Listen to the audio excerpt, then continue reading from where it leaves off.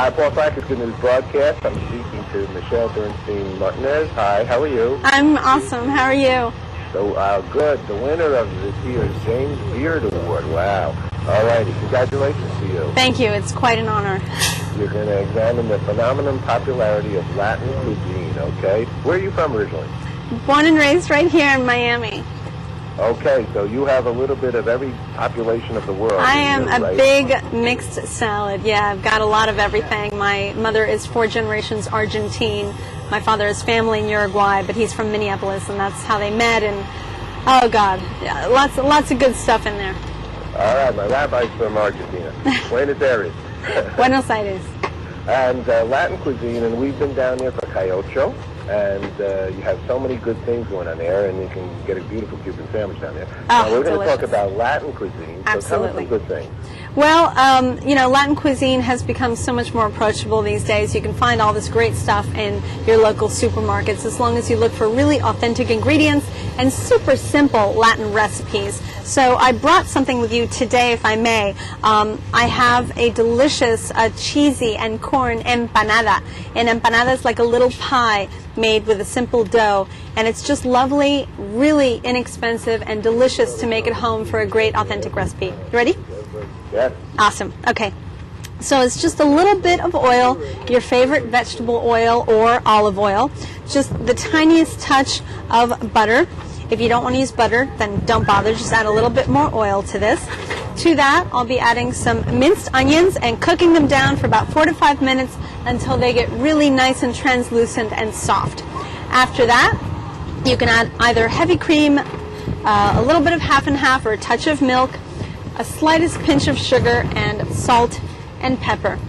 When that comes down for 4 minutes, then you add the last of the ingredients, which are my favorite of the ingredients. You've got scallions, some nice chopped parsley, and then we have the Sargento Artisan Blends Authentic Mexican Cheese, which already comes shredded, has lots of great flavor from so many different complex cheeses shredded into this mix. And of course, it has the most incredible meltability. So that'll melt right in there. You throw that into your refrigerator. You let it cool for like 10 minutes, okay? You can go even up to an hour. It'll congeal. It'll be like this. Then for the empanada dough, you can either make it yourself, and again, you can find this recipe on sargento.com.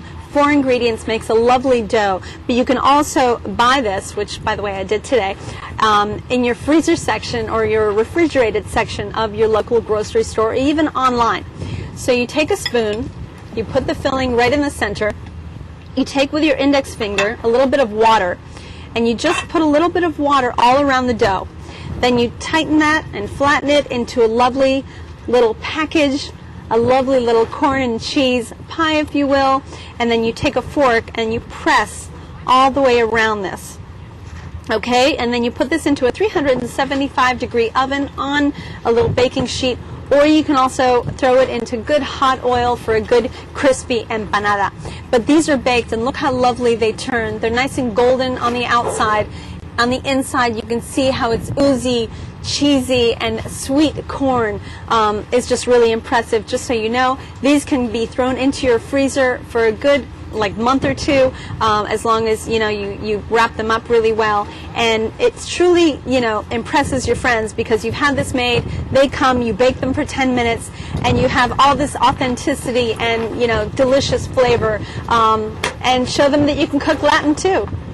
Okay, but I think over the years, actually, like salsa and things like this are taking over the ketchup world. Oh, absolutely. I think people use salsa more often than ketchup. I think you're totally right. I think avocados and avocado salsa and guacamole is found on so many tables nowadays. I don't know, a lot of people can't eat without it.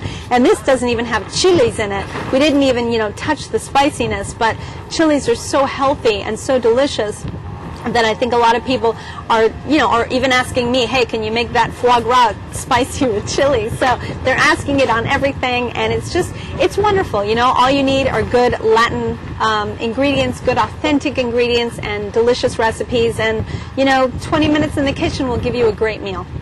I agree with you so much, actually. I was a lucky guy because my dad about 50 years. He would make chopped liver in his Jewish house, and he would make guacamole, but he wouldn't we just really have a lot of avocados, but right. he never really spiced it up. So what are some things you can put like in an avocado? With an avocado recipe, obviously lime, some serranos chopped up, a little bit of cilantro, and for me, I'm a bit of a purist. I don't like too much in my guacamole, but honestly, a ripe avocado is such a great thing to have. Maybe a pinch of cumin would be great. Okay. How about somebody that might not be used to the taste of cilantro? And parsley is great, mint is wonderful, and basil.